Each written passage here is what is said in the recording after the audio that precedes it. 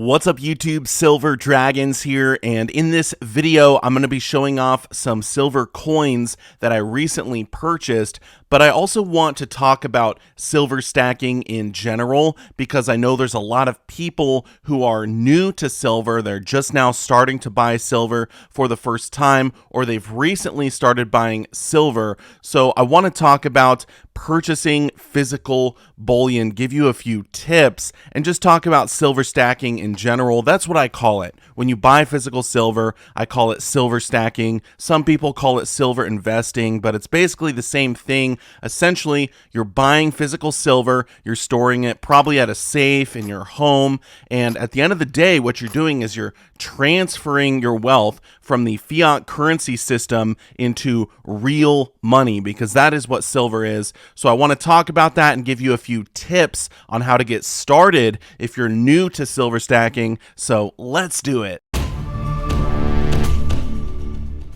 Buy your gold and silver at SD Bullion. Get started today at sdbullion.com/new. Thank you so much for watching my video. I do sincerely appreciate it. If you want to learn more about investing in precious metals, or if you just want to watch awesome videos about gold and silver, make sure to subscribe to my YouTube channel. Okay, so first things first, these are Canadian silver maple leafs. These are silver coins that come out of, well, you guessed it, Canada. And each one of these tubes contain 25 ounces of silver, or 25 1-ounce silver coins. Now they go in this monster box, and when the monster box is completed, it will contain 20 tubes, and you can do the math. That's 500 ounces of silver. So here's tip number one. If you need a goal when it comes to silver stacking, you can purchase an empty monster box, and then your goal will just be to fill it. Now, this could take a year, this could take several years. It just depends on your budget and how fast you're able to buy the silver. But I've already done this once before with American Silver Eagles, and it really motivated me to keep on stacking. So I wanted to try it with the Canadian Silver Maple Leafs, and I'm making really good progress. I got about 100 coins to go, and then we're done. So really stoked on this. But I'm going to open these up and show off the coins in the video. Maybe I'll make a little pyramid with them or something, but just give you something to look at while I'm giving you these tips on buying physical silver. So I think we've gotten a little bit ahead of ourselves. Let's take a step back. When you're new to buying silver, your first question is going to be, where do I buy silver? And obviously, there's several places online that you could purchase silver at. Some of them are legit, some of them are not legit. And then there's places you can go locally to buy silver as well. Now, if you want to buy silver locally, which is what I recommend, because you can build a relationship with your coin shop owner, maybe you can get good deals, and then obviously when you want to sell your silver down the road, you'll have a place to sell it. I recommend finding a coin shop in your area. Sometimes they're called bullion dealers or coin shops, and they're not all the same, so I'll say that right off the bat. Some of them, they love to deal in precious metals. Some of them more just focus on numismatic collectible coins. But what I would recommend is go on Google Maps or whatever online service you use, type in coin shop or type in gold, type in silver, and see what pops up. And then you can call these places and ask them about their prices. Do they have a website? What do they mostly sell? Or you can just drive down there and check them out yourself. Now, I will say this, if you've never been to a coin shop before, they prefer to take cash, which is the best way to buy precious metals. Literally, you hand them cash and they hand you silver back, which is such a great transaction because you're getting rid of that fiat currency that can be inflated into oblivion, and in exchange, you're getting real money, which has real value, which will last for hundreds of years and thousands of years. So it's a great transaction. And at the end of the day, you're not really buying anything. All you're doing is converting your currency into real money. So really, you're saving. That's what you're doing when you're buying silver. You're not spending. So this is great for people who have a habit of spending all the time. They get their paycheck, they try and spend it as fast as they can. If you buy silver, this will actually help you save. And this is one of the reasons I initially got into silver to begin with. So definitely try and find some coin shops in your area. Now, I don't recommend going to pawn shops because typically their prices are higher and their selection is really poor. So I would kind of stay away from those.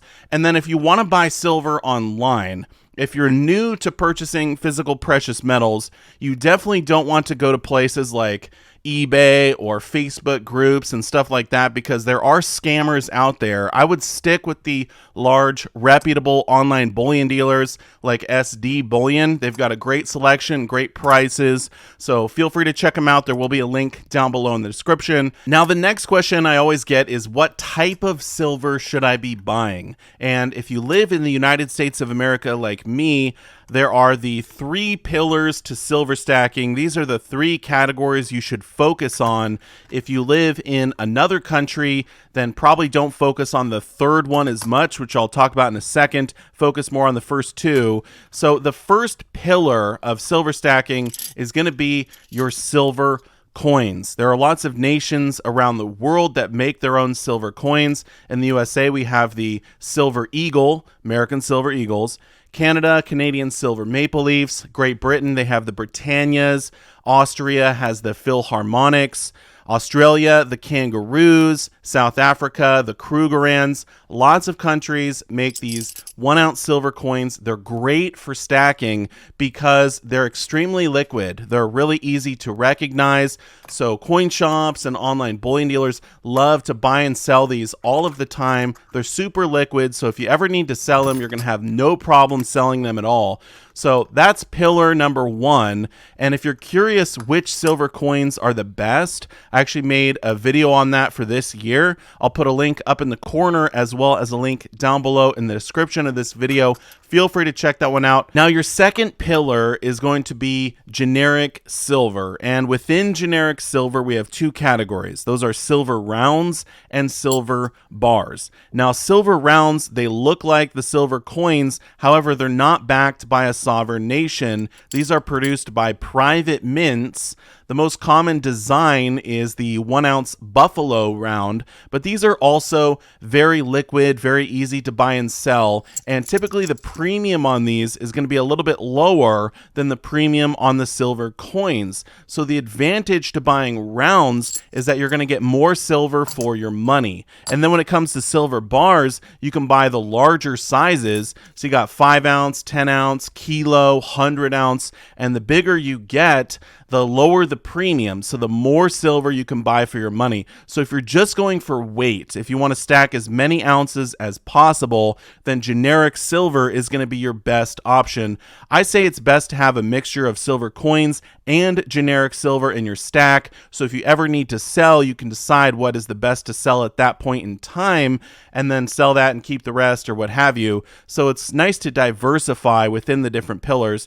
And the 3rd pillar of silver stacking is constitutional silver or junk silver. This is going to be US mint half dollars, quarters, and dimes from 1964 or earlier. These contain 90% silver and 10% copper. They're a great thing to stack because typically the premium is not super high on these, and they are fractional, which means they're smaller than 1 ounce of silver. So if you have 14 silver dimes, for example, this is going to be 1 ounce of silver. And if you ever needed to barter with your silver, trade it for goods and services, and you want to just buy something small, that's where the silver dimes come in. Same goes with the quarters and half dollars. Every one of them has their place, but this is going to be great for bartering in the future, or if you just want to buy these and hold them and then eventually sell them to a coin shop or pass them down to your kids or whatever. These are still a great thing to be stacking, especially for those of us that live in the United States of America. So I have a lot of junk silver, a lot of constitutional silver in my stack as well. Certainly one of the more important things to be buying. That's everything I'm going to cover in this video. If you have any questions, feel free to put those down below in the comment section. I want to say a massive thank you so much for watching, and I will see you all in my next one. Silver Dragons out.